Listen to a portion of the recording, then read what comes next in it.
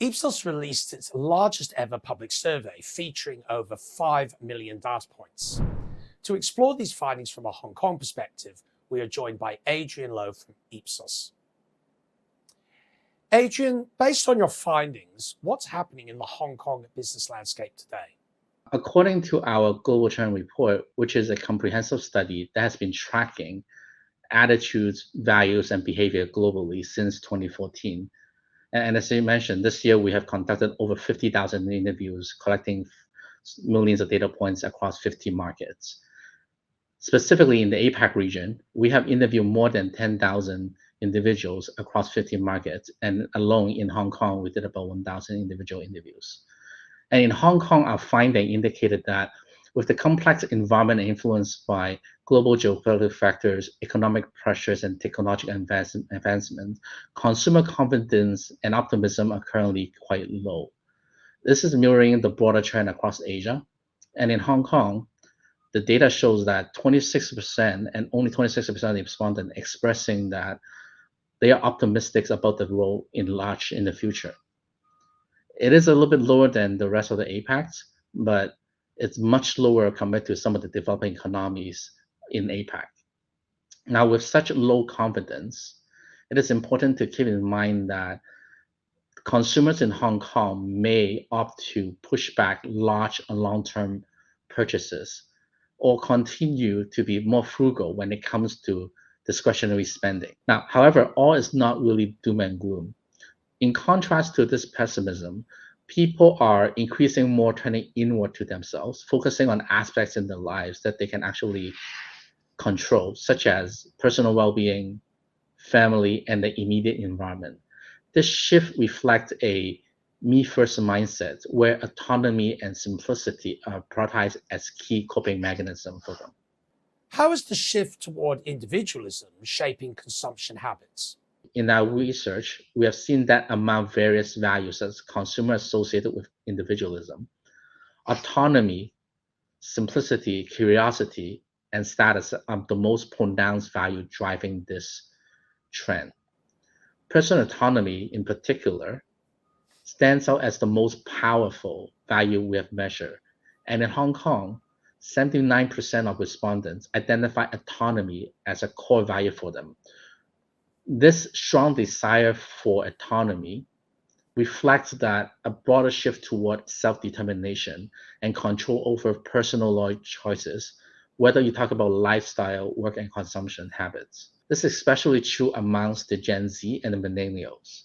For these demographics, purchasing product is not really just about owning the product or the ownership, but it is really about finding the experience that cater to their individuality and allowing them to express themselves, especially through social media.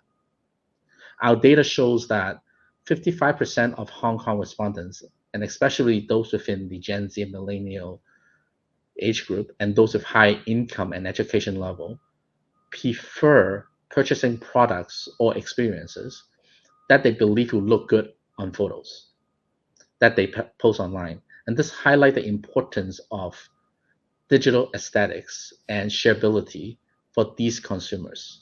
To successfully engage in these kind of audience, brands in Hong Kong needs to focus on hyper-personalization and creating visually appealing and shareable experiences. It is really about providing individuality without isolation, helping consumers showcase their identity in a way that feels authentic, inclusive, and socially connected is the ultimate goal for business.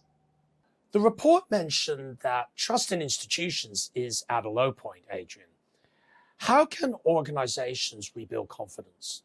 Indeed, trust in institution has reached quite a low point globally, not just Hong Kong.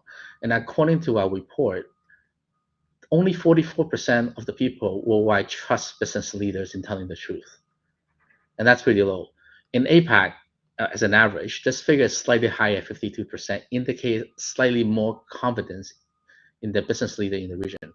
However, in Hong Kong, the level of trust is significantly lower, with only 37% of respondents expressing trust in business leaders. This trend is somewhat alarming, and is particularly pronounced among the low-income groups and individuals aged 35 and above, who tend to be more skeptical about the intention of business leaders. Our data shows that, with the exception of those in the age 25 to 34, over half of those surveyed are concerned about what companies or government know about them online. And to effectively leverage technology successfully, businesses need to really engage target customers to understand their point of view.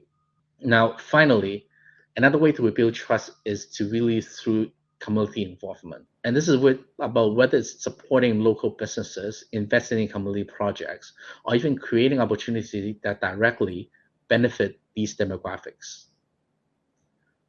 Demonstrating genuine impact and being consistent in messaging can gradually rebuild credibility and trust, especially among those who have become disillusioned.